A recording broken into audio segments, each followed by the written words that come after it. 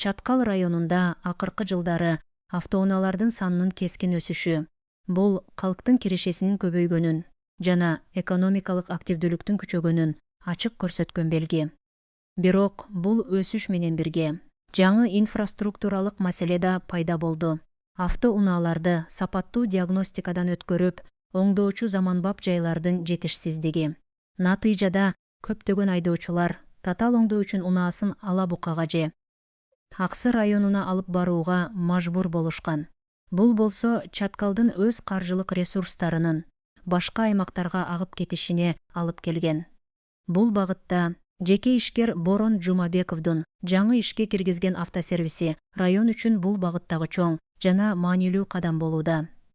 Чаткал районуна Канышкы айылына Борон эке ушундай усту ачыптыр. Чаткал эли үчүн өтө жакшы экен да.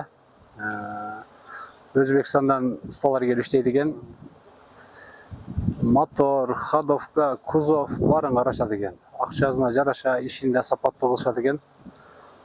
Колдон келсе буну дагы подъемниктерди коюп, башка нерселерин коюп, колдон келсе өздөштүрүш керек экен. Чаткал эли үчүн жакшы. Мурда бизде ушундай проблемалар болуп калса, башка жакка жүктөп, башка жактан кылдырчубуз да. Азыр жакшы, эл үчүн жакшы болуптур. Ошо иштерине ийгилик. Mana Borun aka ishxona ochib bizni chaqirdi. Biz mana kelib O'zbekistondan kelib bizda hozir qadavoyshik, motorist, elektrik, kuzovshik, malyarkalar bor. İş yaxshi. Mana kelingizlar. Taomlarni qilib beradilar mana Borun aka. Hammasi yaxshi. Mana adamlar kelib mashinalarni tuzatib beryapsiz. Мында ар кандай маркадагы жеңил унаалар, микроавтобустар жана жиптер үчүн кыймылдаткычты, ходовойду, электр зымдарын оңдоо иштери жүргүзүлөт. Мындай алгылыктуу иштердин натыйжасында Чаткалдагы автоунаа ээлери эми алыска барбай эле өз аймагынан жогорку деңгээлдеги кепилдик менен кызмат алууга мүмкүнчүлүк алышты. Бул болсо убакытты үнөмдөп, үй бүлөлүк бюджетти сактоого түздөн түз таасирин тийгизүүдө. Бул жер 20 жыл мурун алынган эле да. Ошол мезгилде мен алып, анан өз мамлекеттик кызмат иштеп жүрүп, эч кандай мүмкүнчүлүк болгон эмес. Себеби мыйзамдар деле баягы ишкерликке жол берген эмес да. Анан мына Кудай кааласа пенсияга чыгып, бүт ачык болгондо аны бүтөп, мурунку жылы бардыгын королоп, ямаларды салып, мына азыркы күндө 5 яма жасап койгонмун. Кудай кааласа элге кызмат кылып атат. Бул өзү мен ойлодум эле.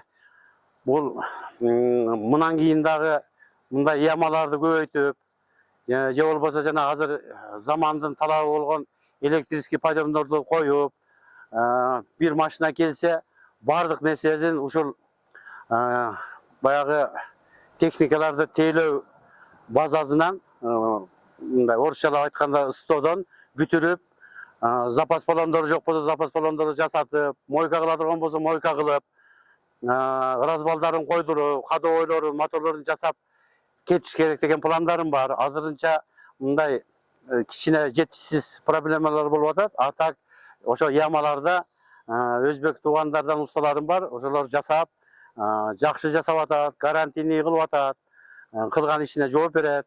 Элдер, машинанын ээлери оңуп калышты.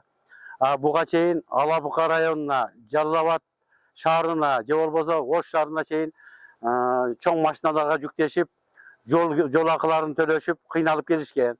Азыр ошол жол акыга кеткен акчаларына ушул жерден эч болбосо запчасынын 50% келип калып атат. Анан эми мага, конечно, жергиликтүү бийлик тарабынан кичине болсо да бир жардам керек. Өзүбүздүн Чаткал өнүктүрүү фондунан 2% менен узак мөөнөттүү кылып мага кредиттерди берсе, мен ошол азыркы талап болуп аткан электроподъемниктерди, токарный станокко чейин бардыгын алып, өзүнүн максаттуу жумшап, элге кызмат кылсын деп ушул жериме курайын деген ойлорум бар. Кудай кааласа жергиликтүү бийлик менин ойлогон оюму айткан эмелериме, айткан пландарыма колдойт деген чоң ишеним бар. Мына азыр көпчүлүк шоферлор машиналарын оңдотуп, түзетип, рахматтарын айтып, баталарын берип кетип атат. Бул да болсо коомдун алдыга жылганы, чаткалда эчтеке жок деген азыр болбойт. Бизде бардыгы бар. Бардык нерсени жасашат.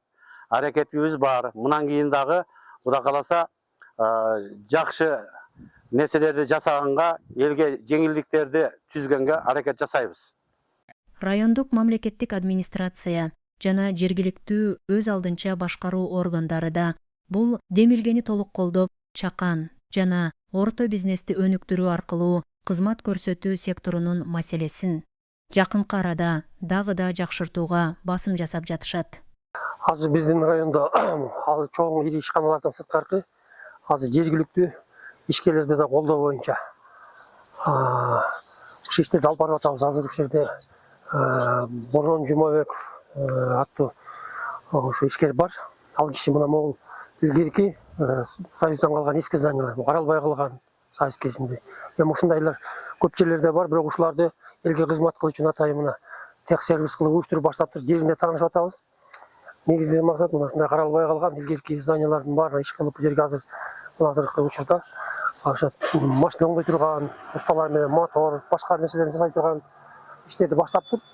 Бул келечекте проекттер боюнча автомойка, организация, негизи жанагы электрозарядный устройстволорду ушул жака койдуртуп, ушул жерде комплексный сервис иштетем деген ниетинде жеринде көрүп атабыз. Эми биздин көрүп атканыбыз эми бул жерде жеринде ишкердин акыбалын билип, кандай муктаждыктары керек дагы кандай кылып бул ишкердикти дагы күчөтүү боюнча макулдашып атабыз. Бул жерден эми биздин райондук өнүктүрүү фондунан болобу, областтан болобу, буларга ишкерликке жеңилдетилген нерсе алып берет. Эгер алып бере турган болсок, ишкерлик дагы жумуш орду ачылат, салык түшөт. Район үчүн анан тейлөө, техникалык шартта тейлөө алыскы чаткалда негизи жок болчу. Анан эми азыр муну күчөтө турган болсок, көп автомобилдерди оңдоо, техникалык тейлөө абдан жакшылыкка түшмөкчү. Ошон үчүн ишкерлердин иштерине ийгилик ар дайым мамлекет тарабынан, район тарабынан колдоо болуп турат.